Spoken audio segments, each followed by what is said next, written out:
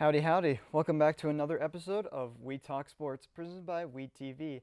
I'm your host, as usual, Dom Siani, and today we're doing something a little bit different, and a special guest is joining us today. Chap, welcome, Chap. What's up, everybody? How's it going? I'm here doing my first broadcast with We Talk Sports. Absolutely, yep. Yeah, not like a file got corrupted or anything. Yeah, nothing, A little bit. We just got out of October, so I think a ghost might have taken that one from us. Yeah, the ghost. We saw there was a killer accident that happened at the newscast, but We did. I think we're haunted now. So I know, the studio might be a little haunted, so if you see stuff flying around, might just be the ghost of Thomas. Oh yeah. But anyway, we got ourselves week 9 in the books of football, and a lot of things to talk about. We got homecoming coming up for Western. Very important matchup. I think somebody said like the most important matchup for our football team in like 40 years. I was gonna say this is the most important game since the national championship game we had in the '80s. So I believe that we have to win this game. It's must win because if we win, then we control our own destiny in the Socon. Absolutely, a must-win game for the homecoming game. But moving on, let's talk about the NFL. Week 9 is in the books, and a lot of things happened. We've been off air for a good while now, but we are back in full force, and we're going to start off with a Panther win. A very surprising win, I think you can say, Chap. Oh, I was not expecting that, especially after the Bills beatdown that they put on Carolina. I was not expecting them to come out, go to Lambeau, mind you, and play the frozen tundra and win a very important game in a very bad weather. Bad weather, I'll say that. Bad weather. I would say it's definitely better weather for Lambeau Field. It's obviously been worse there, but a cold environment that the Panthers were going into, a tough environment with the team, one of the best defenses in the league, the best defense I think the Panthers are going to play throughout the season. But they came out and, they just looked really well. I mean, the Panthers played, people are saying, like, how do you view this game? And the Panthers didn't play perfect, but they played well enough to win the game. And Green Bay, honestly, was they did not play well, and it led to Carolina taking those opportunities and pulling off the biggest win for the Panthers in, like, what feels like years. And, one of the biggest upsets in a while in the NFL. So something I'd like to point out, too, very quick. One of the analysts on Fox, I believe it was, I can't remember which one it was, but they were pointing out saying that Green Bay was playing with their food. I think it was Julian Edelman. It was Edelman, yeah. And I think Strahan actually took up for us and said, you play with your food for too long, it's going to spoil. And I really think that's a perfect example of Carolina, because Carolina just lingers. They're like that cockroach you can't kill. You can't kill them. And just if you let them hang around and if you don't put the foot on their throat, they're going to find a way to beat you. I really feel like that this team could be very much spoilers, and I'm going to go on record in saying that this team is a playoff contender. There you go, Chap. I mean, I had, my dark horse playoff team. I thought, at best they can do 9-8, and I said even then, if they went 7-10, I'd still be pretty happy. But right now, it's looking very, upwards for this team. And the team didn't even play that great offensively. Bryce had a very mediocre day in terms of just stats, but he was coming back from that high ankle sprain. And Rico Dowdle, I mean, enough said. The guy is playing at a monster rate. I mean, he is definitely going to be, I think, the Panthers' number one back going forward, which kind of sucks as a guy who likes Chuba Hubbard, but Rico is great. Yeah, I mean, I hate to say it, but like Rico Dowdle, I mean, as good as he's been for us, he's been fantastic, like, past few weeks. We quit doing the 50-50 exchange. It was like, oh, we're going to let Chuba run this half. Oh, we're going to let Rico run this half. See, you can't do that, in my opinion, because a running back likes to build momentum. And, like, if you just take them out, like, when they go cold, it's just, you're hurting your running back, and it's just doing damage to them, and like they can't get momentum going. And I feel like Rico got some momentum in that Packers game versus where only I think Chuba only got like 17 yards that game. Yeah, I think only 17 yards that game. I mean, just overall the offense. I mean, T-Mac had a pretty solid performance, just 46 yards on the day, but was effective when Bryce needed him to. And then we have the defense coming in and doing their thing. Ryan Fitzgerald delivering the 49-yard game-winning field goal. He was 1 for 2 on PATs, and the 1 was because of the Rico celebration. So Yeah, and that was into the win. Also about the Rico celebration, I thought we got 3 pumps and not 2. I mean, that's what Key and Peele said. I mean, yeah, it was only 2 pumps, so it was like bad call on the ref. Yeah, bad call, and that would have allowed the Panthers not need a game-winning field goal for that. But on the Packers, I mean, Jordan Love in his birthday game wasn't terrible, but was very inconsistent, and he showed it today. He played like he ate a lot of cake for his birthday. That's all I'm going to say. So, I mean, what can you do? Yeah, I mean, that's an ugly loss. The Packers so far have really 2 ugly losses. The Panthers one looks a little better on the record than the Browns do, but interesting to see where Green Bay goes forward. I mean, it opened the door for the Vikings and the Bears, which I guess that's the next game we'll we move can on talk to about. It, yeah. Yep. We got Bears. We got ourselves Bears Bengals. That one turned out to be a unexpected classic. With the a shootout between Caleb Williams and Joe Flacco. Flacco 470 yards passing and 4 touchdowns. I mean, just impressive. I mean, they didn't focus on the run game. Chase Brown was only 37 yards, but T. Higgins 2 touchdowns, 121 yards, and I think that's supposed to say, I have that wrong on the script, but it's supposed to say 111 yards for Jamar Chase on, I think, 6 receptions. So outstanding day from the Bengals offense, but the defense just did not allow Cincinnati to come away with this win. They basically allowed the last-second touchdown from Colston Loveland to win 47-42 after coming back from 41 to 27. So the Bears got that Ferrari offense, or not the Bears. I'm sorry, the Bengals have got that Ferrari offense where it's just like they have so many weapons and they have so many people, so many playmakers that they have there that can just like get you so many, like make you so many plays and then get it. I mean, the defense isn't that great. I mean, we've talked about how the defense is not so much making a lot of plays where it forces the Bengals to have to score 50 every single week, which, I mean, with this offense, I mean, if they keep playing at this rate, they probably can.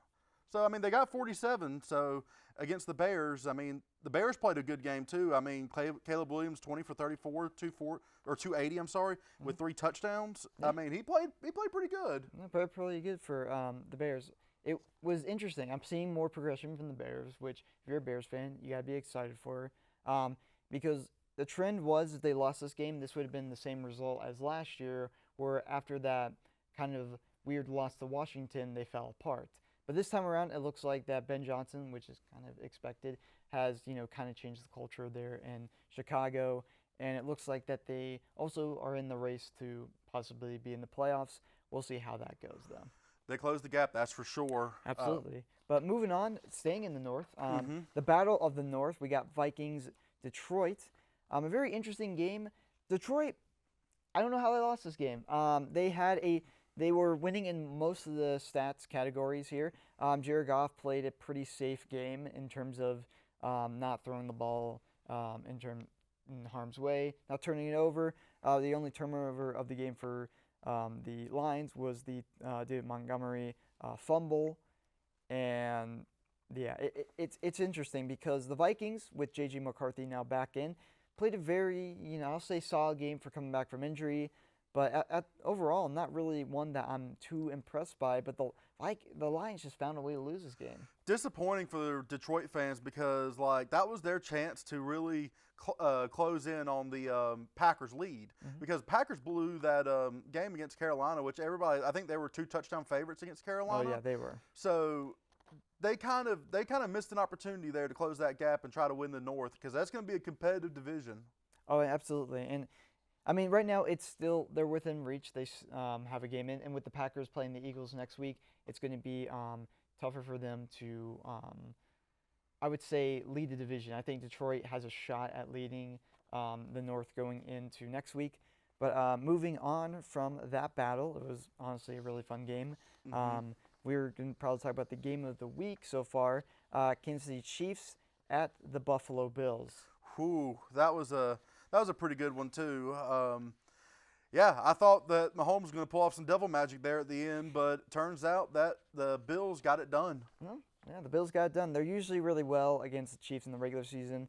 it's been the playoffs that has been, a nightmare for them. Have not gotten past the Chiefs since Mahomes has been there.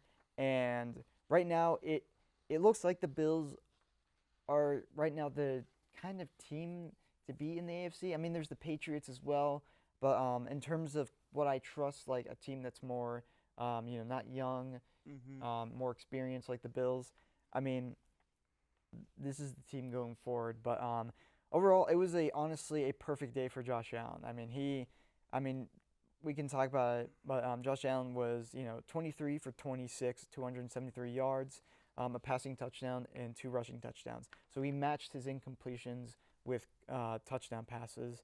And James Cook had a pretty good day, 27 carries, 114 yards. And then there's Dalton Kincaid, who had a really good showing, 6 targets on 6 receptions and a touchdown. I will say the difference in that game, in my opinion, was the Bills' defense. They were in Mahomes' Kool-Aid all day. Oh, yeah. They were all up in his grill, all up, like, just messing him up where he couldn't even get into a rhythm. Bills' defense played hard that game. They did. They pushed Mahomes, I think, below 50% passing. It was 15 for 35, and had an interception. I mean, it's impressive what the Bills can do when you think that, oh, no, nothing's going Buffalo's way, especially after the loss to the Patriots and to the Falcons. But it seems like they're rebounding at the right time. They got the most crucial win, which is beating the Chiefs. Now they have to go out and win their division, and we'll see how that goes for them. November is a good time to get hot. I'll say that. Absolutely. It's a good time to get hot. Absolutely. And moving on to, I guess, our final segment, and unfortunately, one that our other host, Jacob, cannot be here for, and it's probably because of this game, but also a bit of Colorway crud going around. So Classic Colorway crud. But this game did not make it any better for our friend Jacob. Chap, do you want to give us the rundown? Oh, yeah. The Commanders were looking to end their 3-game slide, and they just did not play well. Sam Darnold just went crazy. And on a personal note, I did not mean him, Mike. Personal note, I had to grab Sam Darnold in my other fantasy league because I needed a starting quarterback, and that turned out to be a very good decision and won me my game this week. So thank you, Sam Darnold. I appreciate your services, and the check is going to be in the mail. Absolutely. It's an interesting game. I mean, Washington did not look good going in, like, when the game started. Like, Seattle was just out swinging. I mean, Sam Darnold had more touchdowns than incompletions this game. Wild. And over 300 yards passing. So the defense for Washington did not play well, and it didn't help that that the offense wasn't producing during that game. But then, of course, with the Daniels injury, after just coming back, and possibly this might be a season ender, especially with a ton of Washington players getting injured. Yeah, we like to poke fun with Jacob about the Commanders, but like this Jaden Daniels injury is just horrible. I feel awful. Absolutely. I feel awful for their fan base. I feel awful for the team, and I feel awful for Jaden himself. Like, couldn't have come at a worse time, in my opinion. Absolutely, it couldn't come at a worse time. And I didn't really think that Washington was going to fall off much. I thought they were maybe going to have a little bit of a little skid, but they would still be a playoff team. I don't know if they make the playoffs going forward. No, they don't. If Jaden Daniels is out, that season is done. They cannot win. Marcus Mariota is a decent backup, but he's just not somebody that can win football games from a 3-6 record to a playoff team. And their division is hard, and their schedule is hard. So I don't know. And they're going to miss Lattimore and now Luke McCaffrey.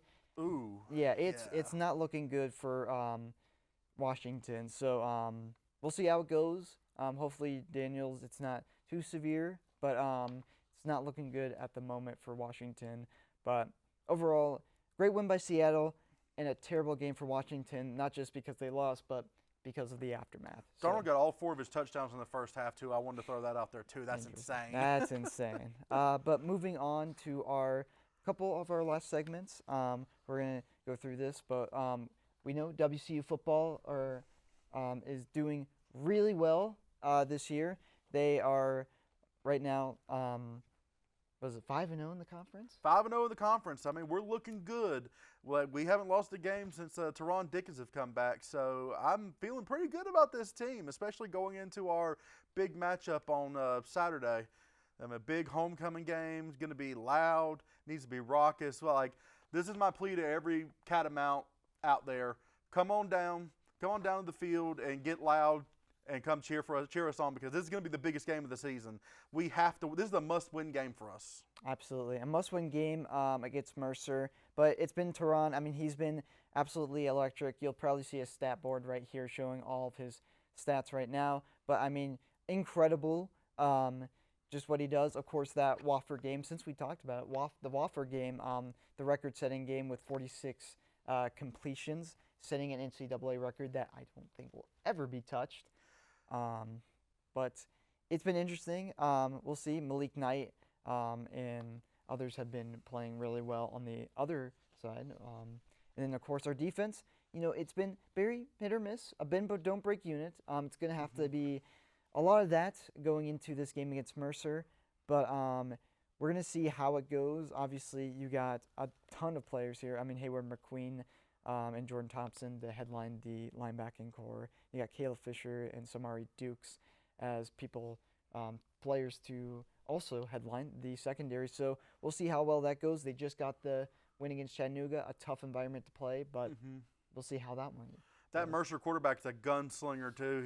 He's having just about as a phenomenal season as Dickens is. So I'm curious to actually see this quarterback battle is going to be good. If you like scoring and if you like offense, this is the game for you. Absolutely. That's the game for you. Make sure you tune in for that game, as well as tuning in for Stray Cats on 95.3 WWCU.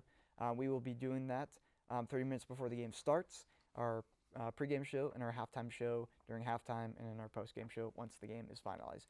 But moving on to kind of finish out these last minutes, we are, let's see here, do we want to talk about that? We'll spitfire it. College head coaching fire sale. A lot has happened. We got James Franklin fired. That was the first one that fell. Billy Napier, I think, last week or the week prior. And then we had Brian Kelly last week. And now we have Hugh Freeze for Auburn getting fired. So a ton of firing sales. We'll actually talk about the more notable ones since Franklin and Napier are kind of past. But Brian Kelly and Auburn firing Hugh Freeze. What do you view about that? Hugh Freeze. I'll start with Hugh Freeze because I have some feelings about this. Like, you let Gus Malzone go, who would consistently get y'all 9 wins a year. Y'all let him go, saying that wasn't good enough, and clearly Hugh Freeze has frozen Auburn's progression. I mean, if you want to pun, but like like I said, they're one of my rival schools. Like FBS, I like to cheer for Georgia, and like. I just feel bad for the fan base because Hugh Freeze was not it. Brian Kelly, I mean, he's sitting at home. He's sitting pretty with a nice fat paycheck to not show up to work. I mean, I would love to have that kind of money. Absolutely. I mean, the buyouts for these guys are going to be insane. I mean, you looked at that Brian Kelly. I mean, not a bad coach, but at the same time, he's not a guy that can move the needle. I mean, his best win during the time at LSU was an upset win over number 6 Bama in 2022, which also led to them making the SEC championship that year, but they lost. I mean, the standard for LSU is high, and Brian Kelly, who was supposed to be this, post-Ogeron hire that's going to keep the kind of tradition going for LSU to be dominant, but nothing. So it will be interesting to see where LSU goes forward. And for Auburn, I mean, Auburn's consistency, I mean, you said it with Gus Miles. I mean, they had something made there, and I understand moving on for them was fine, but just a kind of weird one because Hugh Freeze, a lot of people were not high on that hire to begin with, and it just showed. I mean, 15 overall record and 15-19 overall record and a 6-16 record in the SEC games. I don't have a notable win for them. I have a notable loss. They lost to New Mexico State back in 2023. Oh, I forgot about that one. Oh, yeah, jeez. And it was just terrible for Auburn fans to endure, and I feel you, Auburn fans. You got rid of him. Luckily, things hopefully are changed because this guy, in a way of Stephen A. Smith, he's a bona fide scrub. He can't play. But moving on to our final segment, I'm just going to do a little bit of a lightning kind of round, chap. We're going to do our pick six. All right. We're gonna start off with New Orleans, Carolina. I'm taking the Panthers. Easy Panthers, the easiest Panthers of my life. Absolutely. And then next up, we got Detroit going into Washington. I'm taking Detroit. Sorry, Jacob. It's easy. Detroit. No Jaden Daniels. Detroit. Yeah. And then moving on to our final NFL game, we got Tampa Bay hosting New England. I'm taking. That would be a test for New England. Depending on who's healthy, I'll take Tampa Bay. It'll be a close one though. Give me New Orleans. They've been hot lately. New England. Yeah. I mean New England. I'm sorry. New Good. Orleans. You're good. Then we got ourselves our college one. We got BYU at Texas Tech, 8-9, battle of the Big 12. Man, I'm telling you, BYU are big dogs in this one, but like, give me BYU. Taking BYU? Yeah, they were. I think they were 10-point underdogs. Interesting. Texas Tech were favored. I'll take Texas Tech just because they're at home, but it'll be a close one too. Oh, yeah. Number 3 A&M at number 19 Missouri. I'll take A&M on that one. Holy trap game. This is the trap game for A&M. I still think A&M is going to win this by a slim margin, but I would not count out Missouri one bit. And our final game is, of course, our homecoming matchup between our Catamounts and the Mercer Bears. It's going to be a tough one. If there was ever a time for Kerwin to break the mold and that elusive win against Mercer, it is this game. Everything is on the line for this one. The biggest game for Western in 40 years at E.J. Whitmire Stadium is going to be electric there. So far for Socon, a lot of teams have been spoiled at their homecoming games. Let's make sure that this one, we break it. We break that trend, and Western gets their first win against Mercer in a while, and the game probably pushes us to playoff status. So I'm taking Western. It'll be a close one, but I just can't bet against them today. Do you really need to know who I'm picking? Do you really need to know who I'm picking? If you stab my arm and make it bleed out, I bleed purple and gold. Come on now. I ain't picking Mercer. I'm picking WCU, and we're going to win because why not us? Why not us, indeed. And that is, in fact, going to do it for today's episode of We Talk Sports. Thank you, Chap, for joining me. We will be back next time doing our mid-season, mid-season, sort of. Our mid-season tier list, ranking the teams in the NFL, as well as other topics that come up. But thank you guys so much for watching. And as always, go Cats!